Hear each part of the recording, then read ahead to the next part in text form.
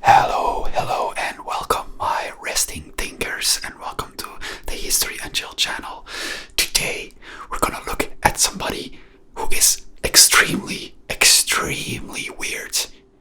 His name is Kim Jong-Un, or the dictator of North Korea, obviously. So, today we will be exploring his life and what made him so weird or peculiar. Well, let's dive into that, shall we? Let's start with the fact that up until around 2010, very few people actually knew he existed at all. Did you know that? So, his entire youth was kept in some sort of secrecy with names that were made up to hide his real identity, and he studied in Switzerland. I forgot his hiding name there. Let me just check my cheat sheet. Yeah, his hiding name was Pak-un, and he was very interested in basketball, especially Michael Jordan, and also, and for me as a Belgian, that's kind of cool, in Jean-Claude Van Damme, or GZVD, or the muscles from Brussels. Yeah, so, let me just take a sip of coffee. As you guys know, I always drink decaf. Not always, like up until noon I drink normal coffee, afterwards decaf. I just love the taste of it. I do not drink it for the caffeinated effects. But anyway, let's move on, shall we? Let's move on. So, what makes him more weird? Is that even a word? More weird, yeah, I think so. Yeah, English is not my native language, as you might notice. But did you know that Kim Jong-Un most likely had undergone plastic surgery to look more like Kim Il-sung, which was his father. So, excuse me, grandfather. So that's really weird, like, because just imagine, man. Just imagine that. So plastic surgery to look more like his grandfather, to like make the claim on the unchallenged leadership of an entire country even greater or something like that. Because when he looks like the grandfather, it's more transferable. I don't know. So yeah. So what you also have to know is that his childhood was in complete isolation, which meant that not entirely isolated because he had other people, but he was always dressed in military uniforms, and he was driving fancy cars when he was a small kid, and he didn't have any play friends or something. He didn't like played with other kids. No, from early age he was in charge, and he only had servants, just servants, no friends or anything. And like, imagine the psychological toll that has on a person when you're never like counter spoken. I don't know, when nobody ever says no to you. You're just a kid. You want to do things, but everybody does exactly what you say.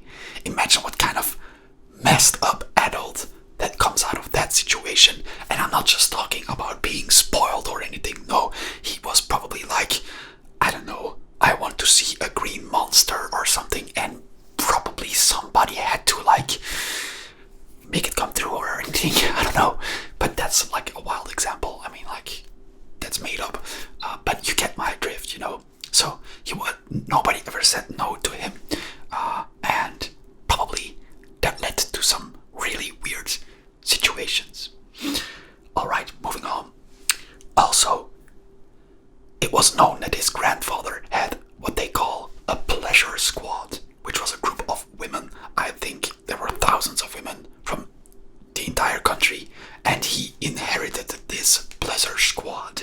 And let me just read it what the name was, because I tend to forget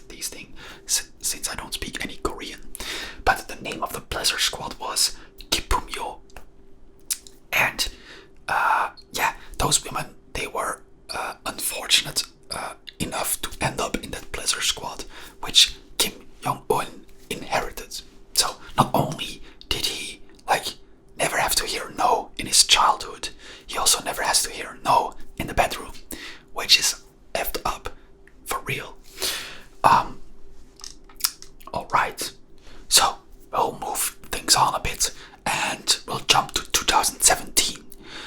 Did you know that he had a half brother named Kim Jong-Un?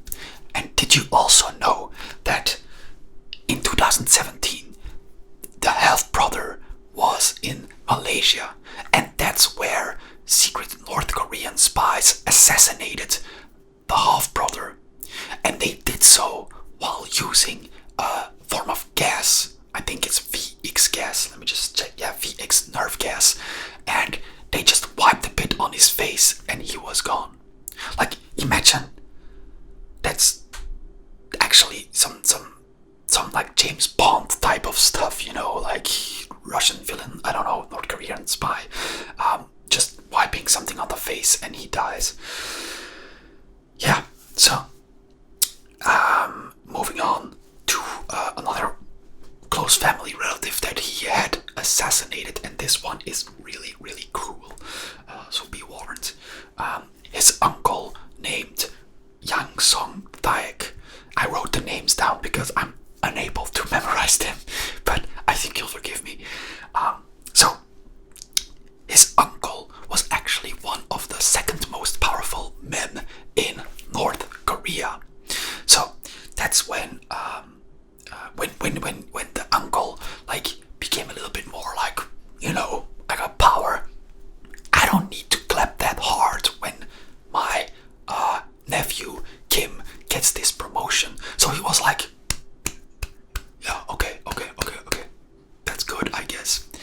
And that's why he was executed, because Kim Jong-un thought, hey, that man is not clapping hard enough for me, so we have to get rid of him. We'll have to send a message to the entire elite that they are not safe, that if you don't respect me enough, that you will be dead no matter who you are. So his own uncle, the second most powerful man in the entire north of Korea, executed because he clapped like this rather than a Nintendo Wii NPC character. If you see some of those videos where people are excitingly thrilled to see him. So that's really messed up, you know. But let's move on, because the way he was executed is actually even crazier, you know. Did you know that Kim Jong-un ordered him to be captured with all the elite watching, so like in this kind of what's the name, a council, and then he was arrested and he was executed using AA guns. Imagine, anti-aircraft guns. They are meant to shoot planes out of the sky, like, I don't know, maybe like a kilometer high up in the sky, 800, 900 meters, to hit a plane. It has to have a kind of decent amount of explosive power, and they used it to shoot the uncle. So close range. So imagine a bullet like that going through a person and exploding. It's messy, you know, you can imagine, it's really messy. And Kim Jong-un actually just ordered that without like remorse, showing any remorse. He was like, hey man, that dude's not clapping hard enough for me. Let's kill him. Which is crazy. But as you know, I like to cover these dark, crazy historical figures. So yeah, no surprise that he's crazy, you know. So moving on. So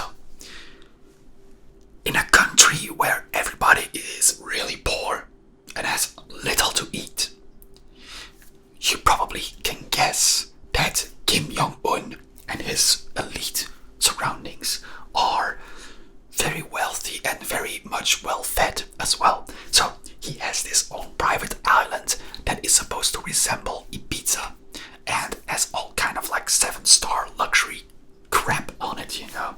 And that's just like really, I don't know the word, I'm looking for the word. It's how do you say it? It's kind of like perverted, you know, because the entire country is really poor and he's like, with his luxury and wealth, he owns 17 bulletproof cars as well, by the way, to drive him around. Probably really slow because of the weight of the bulletproof armor.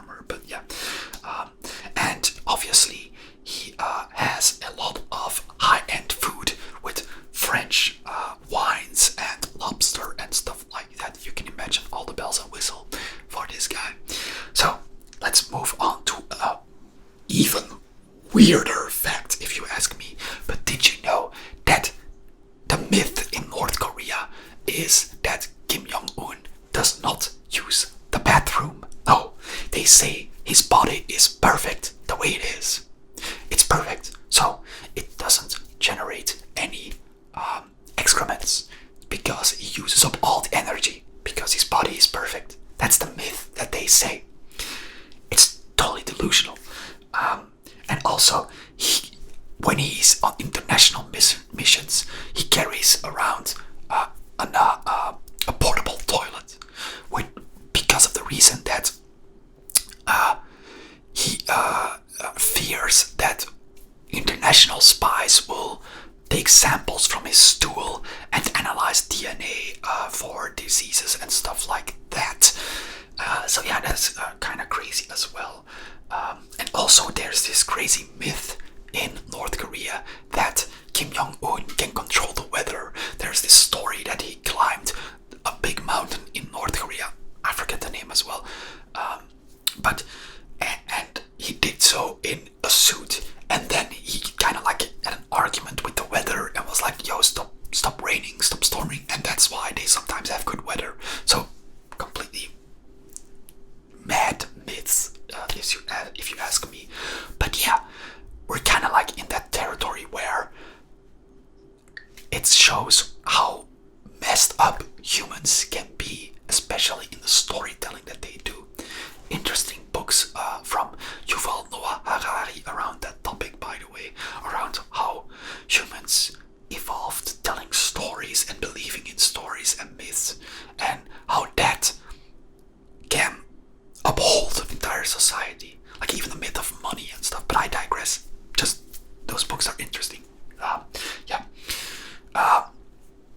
So I'm not sure how long this video is, but I'm gonna just wrap up this video, and we'll end this video with the following. Did you know that he sometimes disappears for weeks, and that there is speculation that he might be sick or having heart condition or lung conditions because of his heavy smoking and drinking? But of course, they can't say this because his body was perfect, remember? So it's actually theorized that the government of North Korea uses body doubles and just keeps them on rotation, while the real Kim Jong-un is maybe like unable to rule or unable to show himself in public. So that's crazy, you know.